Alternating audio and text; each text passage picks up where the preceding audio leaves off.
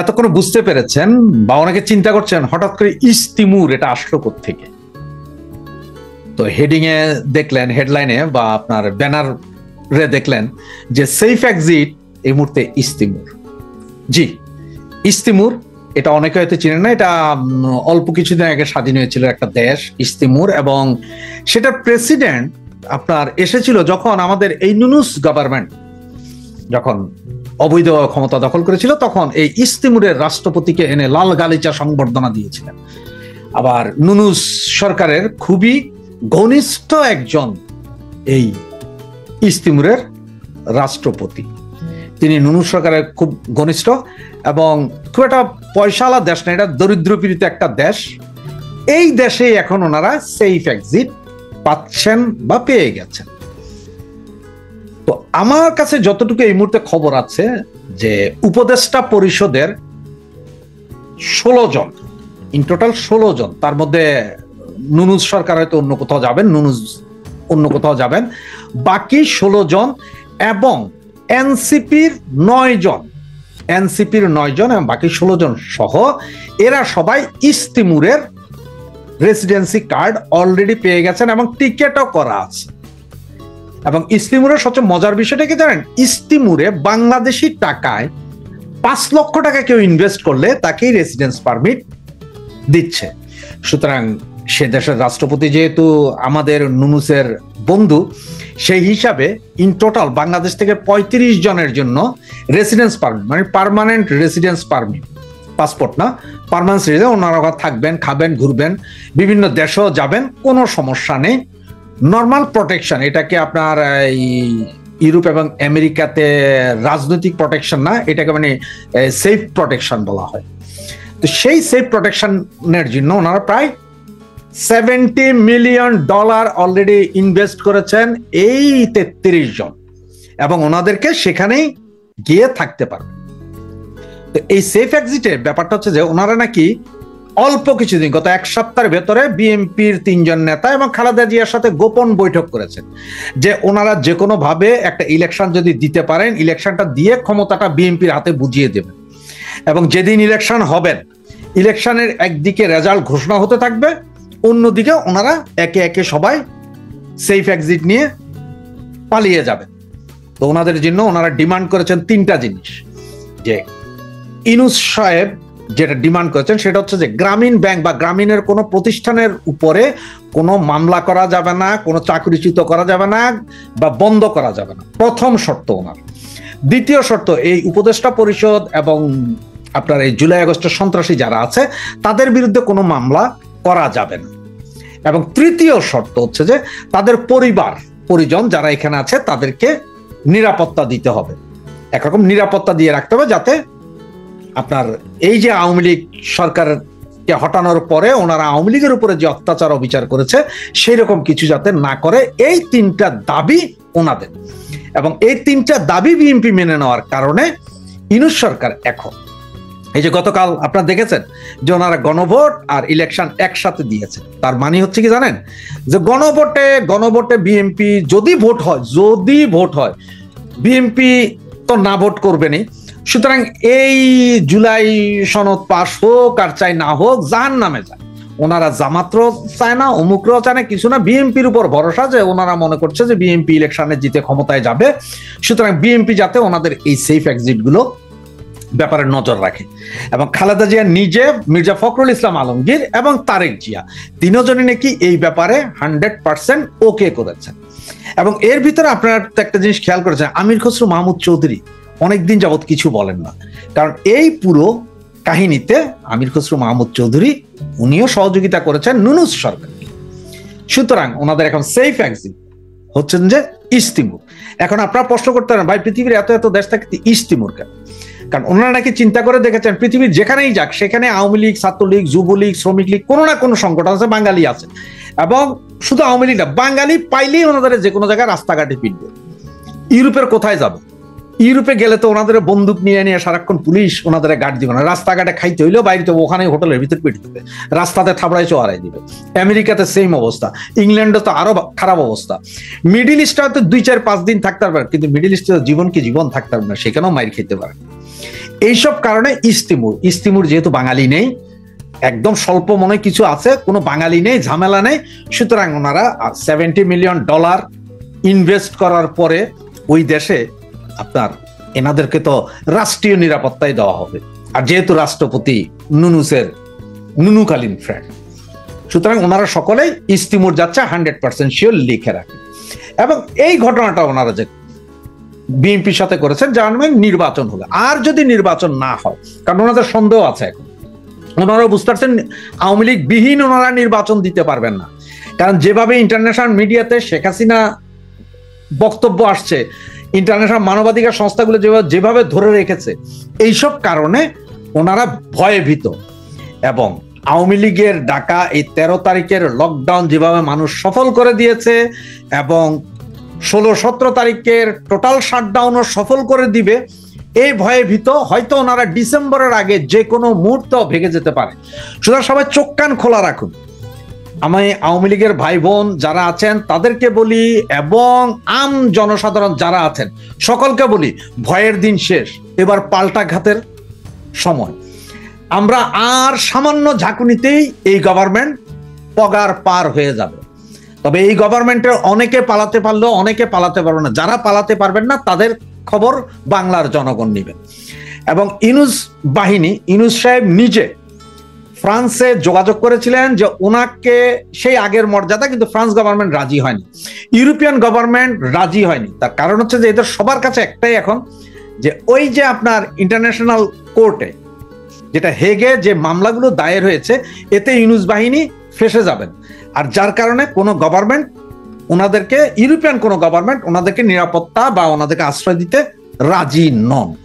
এবং যেহেতু ওনাদের গায়ের উপর ইসলামিক ট্যাগ লেগে গেছে, সন্ত্রাসী জঙ্গি গোষ্ঠীর ট্যাগ লেগে গেছে, সেটা আরো বিভৎস।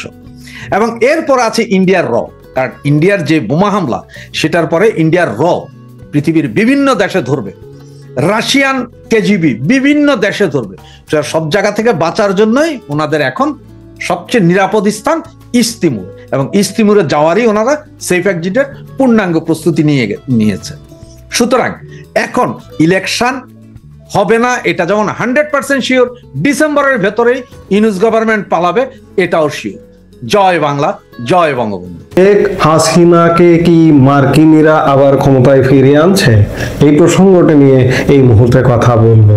এই প্রসঙ্গটি শুনে আপনারা হয়তো অনেকে অবাক হচ্ছেন, আশ্চর্য হচ্ছেন, কারণ আমি বাস্তবতা বর্জিত কথা বলছি, হয়তো সামনাসামনি দেখা যাচ্ছে যে এই মুহূর্তে শেখ হাসিনা, আওয়ামী লীগ, ক্ষমতা, এগুলো তো বহু দূরের বিষয় সাদা চোখে যদি দেখেন। কারণ আওয়ামী লীগ এই মুহূর্তে নিষিদ্ধ, প্রচলিত নিষিদ্ধ সিস্টেমটা যদি থাকে, তাহলে আসন্ন ফেব্রুয়ারির প্রথমার্ধে যে জাতীয় সংসদ নির্বাচনটি হতে যাচ্ছে, সেই নির্বাচনে আওয়ামী লীগের অংশগ্রহণ করবার কোনো সুযোগ নেই।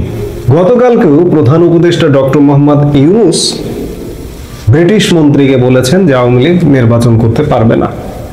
এবং আওয়ামী লীগ প্রধান শেখ হাসিনার 3 দিন পরে এই অবৈধ দখলদার ইউনূস সরকারের অধীনস্থ আইসিটি বা ইন্টারন্যাশনাল ক্রাইমস ট্রাইব্যুনাল, আন্তর্জাতিক অপরাধ ট্রাইব্যুনাল আগামী 17 নভেম্বর মানবতা বিরোধী অপরাধে রায় ঘোষণা করবে। এবং এই রায়টি কি হবে এটি সুস্পষ্ট আগে থেকে নির্ধারিত, বলাই যায় যে মৃত্যুদণ্ডের রায় বা ফাঁসির রায় ঘোষিত হবে। সেই শেখ হাসিনা আবার ক্ষমতায় আসবে, বা মার্কিনিরা শেখ হাসিনাকে ক্ষমতায় আনবে। অবাক না বিষয়গুলো? আওয়ামী লীগেরই তো অংশগ্রহণ করবার সুযোগ নেই, আবার শেখ হাসিনা কোথা থেকে আসে, এরকম অনেকে ভাবছেন। কিন্তু খেলা, নানা রকম খেলা, রাজনীতিতে, কূটনীতিতে খেলা কিন্তু চলছে। আপনারা খেয়াল করেছেন নিশ্চয়ই। শুরু হলো রয়টার্স, এএফপি, ইন্ডিপেন্ডেন্ট দিয়ে 3টি খুব প্রেস্টিজিয়াস গণমাধ্যম দিয়ে শেখ হাসিনার বিশ্ব মিডিয়া জয় করা। এরপর থেকে ভারতীয় গণমাধ্যমে প্রতিদিন একাধিক 2, 4, 5টা গণমাধ্যমে প্রতিদিন সাক্ষাৎকার বের হচ্ছে শেখ হাসিনার। কোন সাক্ষাৎকারে আপনি কি শুনেছেন, বা একটু চেক করে দেখুন যে কোন সাক্ষাৎকারে শেখ হাসিনা মার্কিন যুক্তরাষ্ট্রকে তার ক্ষমতাচ্যুতির পেছনে আর কোনো দোষারোপ করছেন না। হঠাৎ করে সুর পাল্টে গেল কেন? গতকালকে বিশেষ করে CNN News 18 ভারতের একটি গণমাধ্যম, ইন্টারন্যাশনাল CNN এর নেটওয়ার্ক ভুক্ত গণমাধ্যম, সেই গণমাধ্যমে ভারতের নির্বাসিত প্রধানমন্ত্রী শেখ হাসিনা সাক্ষাৎকার দিয়েছেন এবং সাক্ষাৎকার দিয়ে আরো জোরালোভাবে বলেছেন এই বিষয়টি যে মার্কিন যুক্তরাষ্ট্রের আমার ক্ষমতাচ্যুতির সাথে কোনো সম্পর্ক নেই। অথচ আপনারা জানেন যে শেখ হাসিনা যখন ক্ষমতায় ছিলেন কিংবা ক্ষমতাচ্যুতির পরেও বা মার্কিন যুক্তরাষ্ট্রকে অনেকবার কাঠগড়ায় নিয়েছেন। শেখ হাসিনার মন্ত্রী পরিষদের সদস্যরা, শেখ হাসিনার দল আওয়ামী লীগের নেতারা বিভিন্ন সময়ে কাঠগড়ায় নিয়েছেন, কিন্তু হঠাৎ করে সুরবদল কেন? রাজনৈতিক বিশ্লেষকরা, কূটনৈতিক বিশ্লেষকদের মনে এই প্রশ্নটা দোলা দিচ্ছে। ক্ষমতাচ্যুতির প্রায় 15 মাস পর এসে তিনি বলছেন যে তাদের পতনের পেছনে আমেরিকা বা পশ্চিমা কোনো শক্তির সরাসরি ভূমিকা ছিল বলে তিনি মনে করেন না। অথচ আমি খানিক আগে যেটি বলছিলাম, গত বছরের জুলাই অভ্যুত্থানে পতনের পর থেকেই শেখ হাসিনা ও তার সরকারের মন্ত্রী ও দলীয় নেতাকর্মীরা যুক্তরাষ্ট্রকেই দোষারোপ করে আসছিলেন। নিজেদের বিশ্বাসের ও প্রচারিত সব ষড়যন্ত্র তত্ত্বকে উড়িয়ে দিয়ে শেখ হাসিনা এক সাক্ষাৎকারে বলেছেন, যুক্তরাষ্ট্রের সাথে বাংলাদেশের দীর্ঘদিনের ভালো এবং স্থিতিশীল সম্পর্ক রয়েছে, তাই ওয়াশিংটন বা অন্য কোনো বিদেশি শক্তি বাংলাদেশের রাজনৈতিক বিষয়াদিতে সরাসরি জড়িত এমন দাবি বিশ্বাস করার কোনো কারণ নেই। CNN নিউজ 18 কে দেওয়া সাক্ষাৎকারে শেখ হাসিনা আরো বলেন, তিনি স্বীকার করেন যে বাংলাদেশের অন্তর্বর্তী সরকারের প্রধান অর্থনীতিবিদ ডক্টর মোহাম্মদ ইউনূস পশ্চিমা বিশ্বে প্রভাবশালী অনেক ব্যক্তির সঙ্গে সুসম্পর্ক গড়ে তুলেছেন। তিনি পশ্চিমা বিশ্বে প্রভাবশালী শ্রেণীর প্রশংসা অর্জন করেছিলেন। শেখ হাসিনার মতে তারা ডক্টর ইউনূসের প্রশংসনীয় অর্থনৈতিক ভাবমূর্তিকে ভুলভাবে গণতান্ত্রিক যোগ্যতা হিসেবে দেখেছেন। ক্ষমতা থেকে উৎখাত হওয়া আওয়ামী লীগের প্রধান আরো দাবি করেন, যুক্তরাষ্ট্রের বর্তমান প্রেসিডেন্ট ডোনাল্ড ট্রাম্প তার সঙ্গে ভালো সম্পর্ক বজায় রেখেছিলেন। শেখ হাসিনা বলেন, যদি পশ্চিমারা মনে করে ইউনূস তাদের বন্ধু, তারা প্রতারিত হচ্ছেন। অথচ শেখ হাসিনাই তার সরকারের পতনের পরপরই আগস্টে ভারতের ইকোনমিক টাইমস তাকে উদ্ধৃত করে একটি প্রতিবেদন প্রকাশ করে, যেখানে তিনি বলেন যুক্তরাষ্ট্র তাকে ক্ষমতাচ্যুত করার ক্ষেত্রে ভূমিকা পালন করেছে, কারণ তারা বঙ্গোপসাগরে বাংলাদেশের সেন্ট মার্টিন দ্বীপের নিয়ন্ত্রণ চায়। জুলাই সহিংসতা শেখ হাসিনার পতন ঘটাতে গুরুত্বপূর্ণ ভূমিকা পালন করলেও প্রায় 15 মাস ধরে শেখ হাসিনার অনুসারীরা ষড়যন্ত্র তত্ত্বই বিশ্বাস এবং প্রচার করে আসছিল। এমনকি সবশেষ এই যে সেদিন গত 8 নভেম্বর রাশিয়ান সংবাদ মাধ্যম RTA কে দেওয়া সাক্ষাৎকারে শেখ হাসিনা সরকারের তরুণ মন্ত্রী মহিবুল হাসান চৌধুরী নওফেলও একই ষড়যন্ত্র তত্ত্ব হাজির করেন। তিনি অভিযোগ করেন, আওয়ামী লীগ সরকারের পতনের পেছনে যুক্তরাষ্ট্রের সরকারি প্রতিষ্ঠান USAID ও ক্লিন্টন পরিবার জড়িত। অথচ শেখ হাসিনা সাম্প্রতিক সময় কোনো সাক্ষাৎকারে তিনি যুক্তরাষ্ট্রকে কাঠগড়ায় দাঁড় করাননি। এমনকি CNN নিউজ 18 সাক্ষাৎকারে ডাইরেক্ট বললেন যে মার্কিন যুক্তরাষ্ট্রের জড়িত থাকার কোনো কারণ নেই বা ভাববার কোনো অবকাশ নেই। কূটনীতি বা ডিপ্লোমেসি কি এটাই? এতদিন যেটি বলে এসছে সেটি হঠাৎ করে উল্টে গেল কেন? হ্যাঁ, শেখ হাসিনার কূটনীতিটা এখানে, মার্কিন যুক্তরাষ্ট্র হয়তো জড়িত আছে, যেমন মার্কিন যুক্তরাষ্ট্রের কিছু non state actor, Clinton foundation কিংবা ডিপ স্টেট, জর্জ সরোস, এগুলো তো রাষ্ট্র বহির্ভূত প্রতিষ্ঠান। তারা যদি জড়িত থাকে সেটা তো শেখ হাসিনা কূটনৈতিক কারণে বলবেন না, সেটি যাই হোক না কেন। শেখ হাসিনা এটিও বলছেন যে ডোনাল্ড ট্রাম্পের সাথে অত্যন্ত ঘনিষ্ঠ সম্পর্ক, ডোনাল্ড ট্রাম্প তার সঙ্গে ঘনিষ্ঠ সম্পর্ক রেখে এসেছিলেন।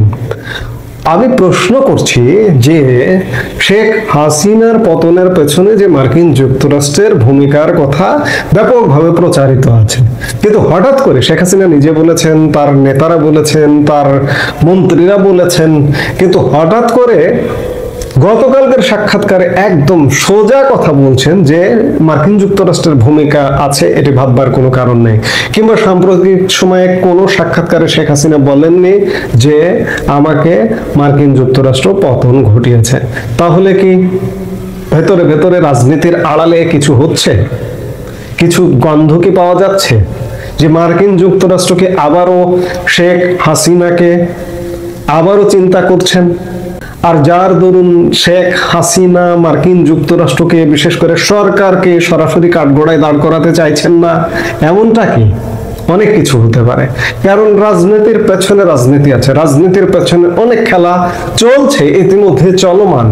বাংলাদেশ পরিস্থিতি কি হবে আমরা এই মুহূর্তে দাঁড়িয়ে এখনো পর্যন্ত বলবার অবস্থায় আসেনি যে আসলে আগামী নির্বাচন ফেব্রুয়ারিতে হবে কিনা, কিংবা নির্বাচন ইউনুস করবে কিনা, কিংবা তত্ত্বাবধায়ক সরকার আসবে কিনা, কিংবা আওয়ামী লীগ প্রধান শেখ হাসিনা নির্বাচনে অংশগ্রহণ করতে পারছেন কিনা, কিংবা আওয়ামী লীগ দল হিসেবে নির্বাচনে অংশ নিতে পারছেন কিনা।